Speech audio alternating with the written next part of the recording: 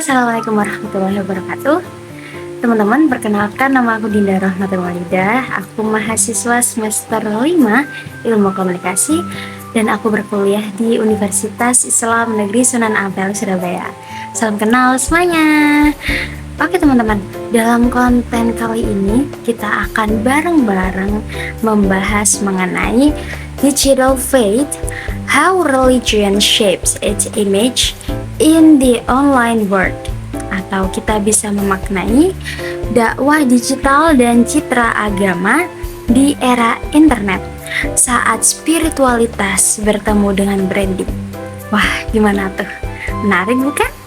Oke, sebelum menuju ke inti pembahasan, aku akan menayangkan sebuah obrolan dari dosen saya, yaitu Ibu Nikmah, yang nantinya akan sebagai kata pengantar sebelum kita menuju ke inti pembahasan. Oke teman-teman, selamat menyimak dan selamat mendengarkan. Assalamualaikum warahmatullahi wabarakatuh.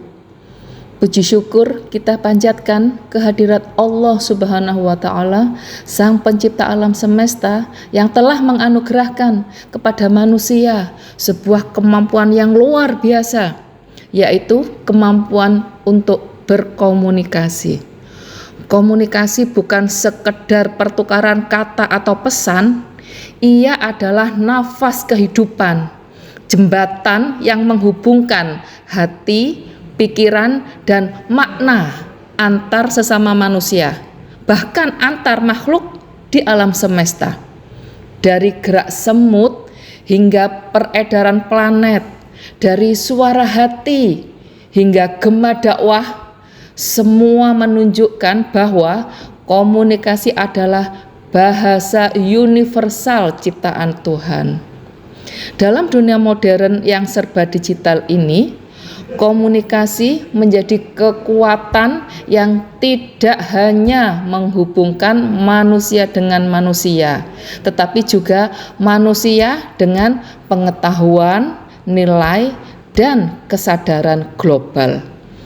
Melalui komunikasi, kita belajar memahami perbedaan, menebar kebaikan, dan membangun harmoni, baik di dunia nyata maupun dunia maya.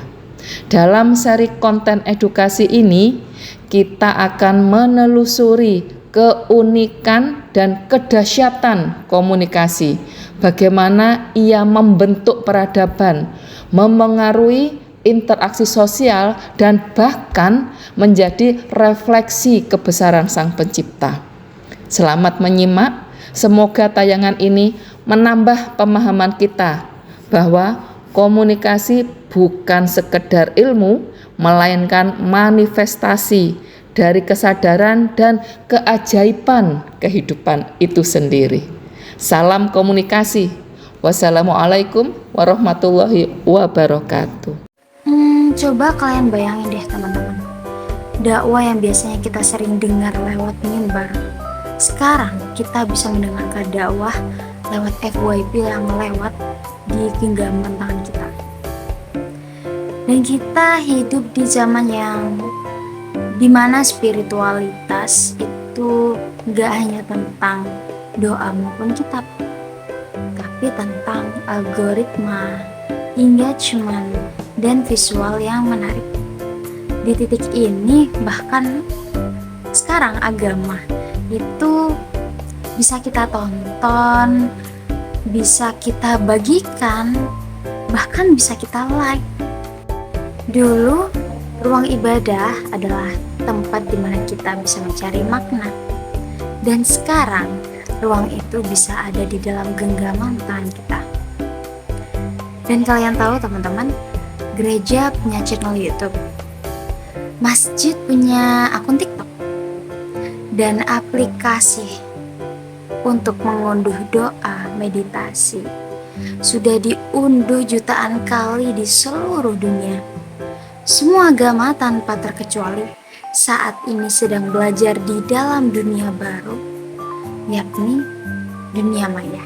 Dakwah digital tidak hanya tentang ceramah daring, tapi tentang bagaimana menyentuh hati manusia di tengah banjir informasi.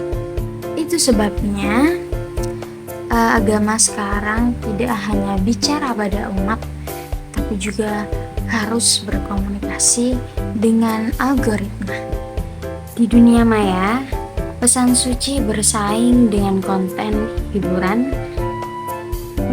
Kalau ingin didengar, agama harus tahu cara berbicara dengan bahasa zaman. Inilah yang disebut dengan citra digital, bagaimana lembaga keagamaan membangun kepercayaan, kesan, dan identitas di mata publik global.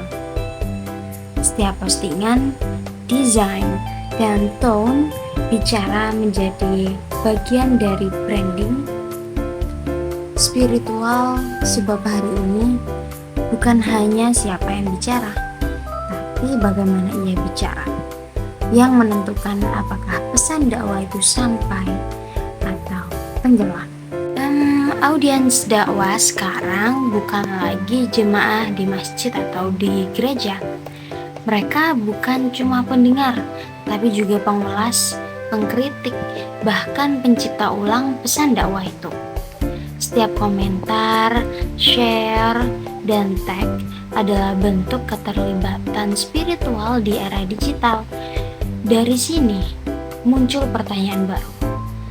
Siapa sebenarnya yang membentuk dakwah? Ustadznya, kontennya, atau algoritmanya? Dakwah digital adalah cermin. Ia menunjukkan bagaimana manusia beradaptasi untuk mencari Tuhan di zaman yang serba cepat saat ini. Bukan lagi sekedar ceramah, tapi komunikasi lintas ruang, lintas budaya, lintas makna, dan mungkin dakwah digital bukan tentang menggantikan yang lama, tapi tentang menemukan cara baru untuk berbicara dengan dunia. Karena di era internet, pesan suci dan pesan viral bisa lahir dari tempat yang sama.